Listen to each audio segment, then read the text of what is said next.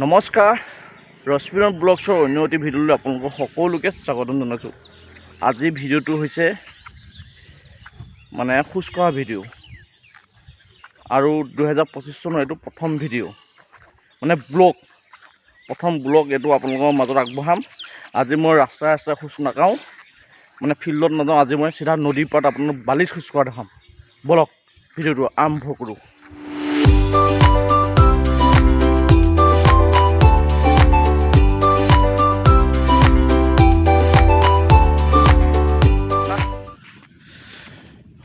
একদম নদীৰ মাজত আছোঁ, গৰাৰ পৰা বহু মাজত আছোঁ। চাওক, এটা আমাৰ এয়া এখন মৰুভূমি। বৰ্তমান সময়ত এই নদীৰ মাজত কোনো ধৰণৰ পানী নাই, পানী হয়তো পাবলৈও নাই। পাব মৰুভূমিৰ দৰে অলপ অলপ য'ত অকণমান দ ঠাই, সেই দ ঠাইখিনিত অলপ আছে, য'ত বেছি দ অলপ অলপ আছে। খালেও গোট মাৰি আছে পানীখিনি ক'তো বৈ যোৱা নাই। এটা পুখুৰী সদৃশ পৰিৱেশৰ দৰে আছে। আৰু এইফালে দেখিছেনে, পুৰা বালি বুলি কৈছোঁ। ইয়াত চকুৰে মনিব নোৱাৰালৈকে বালি দেখিব, মৰুভূমিৰ দৰে দেখিব। সেইফালে আছে চৰ আছে, আৰু বহুত আগত যাব লাগে, তাতহে এখন মেইন ব্ৰহ্মপুত্ৰখন পোৱা যাব। আচলতে এইবিলাক যে মই দেখাইছোঁ, এইবিলাকত কাৰোবাৰ ভেটিমতি আছিল, কাৰোবাৰ বাৰী আছিল, কোনোবাটো PWD ৰাস্তা আছিল, আৰু কোনোবা গাঁৱৰ ডাঙৰ ডাঙৰ মন্দিৰ আছিল। আৰু মই বন্ধু বান্ধৱীসকল দেখুৱাই আছোঁ, চাওক, গোটেইখিনি বালি। আৰু ইয়াত বালিত খোজকাঢ়িবলৈ আহিছোঁ, গতিকে পুৱা ভাগতে। আৰু ধৰক চাৰিওকাষে কুঁৱলীয়ে আৱৰি ধৰিছে। চাওক বন্ধু বান্ধৱীসকল, বালিত এইটো কাৰণে খোজকাঢ়িব আহিছোঁ যে সমান জেগাত আমি খোজ কাঢ়োঁ,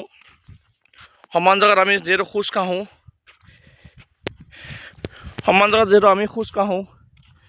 সেই খোজ কাঢ়োঁতে আমাৰ কষ্টটো কম লাগে আৰু বেছিকৈ কষ্ট কৰিব লাগে, বেছিকৈ সময় তাত দিব লাগে।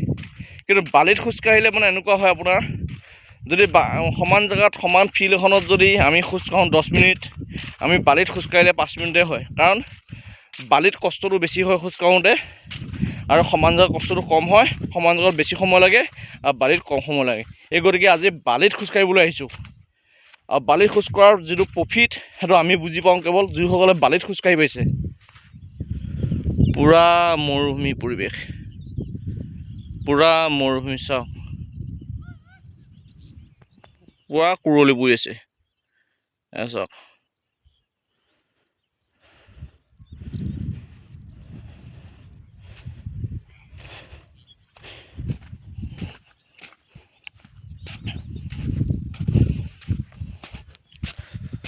কুঁৱলী।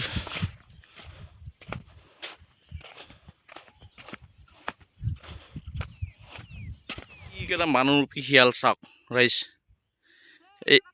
এই পোৱালিকেইটা হ'ল মানুহৰূপী শিয়াল। এজন ঠাণ্ডা বতাহ, কিমান বতাহ মাৰিছে, কিমান ঠাণ্ডা মাৰিছে। সিহঁতে আকৌ এয়া মাকৈ জোপত সোমাই আছে। কি কৰি আছে ইয়াত? ৰাতি চাগে টোপনিত, ৰাতি চাগে শোৱা সময়খিনি চাগে ৰাতি ঘৰত আছে। বাকীখিনি চাওকচোন, এয়া এই পোৱালিকেইটা কি কৰি আছে ইমান ৰাতিপুৱা? পঢ়া শুনাটো নাইয়ে চাগে কাম। কি কৰি আছে? আকৌ মাজে মাজে আকৌ এয়া হাবি জংঘলডোখৰত সোমাই যায়, আকৌ ওলায়। কাৰোবাৰটো শিয়ালৰ নিচিনা কৰি আছে। মাক বাপেকৰ কোনো জ্ঞান নাই। চাওক, ৰাতিপুৱা নাজাৰা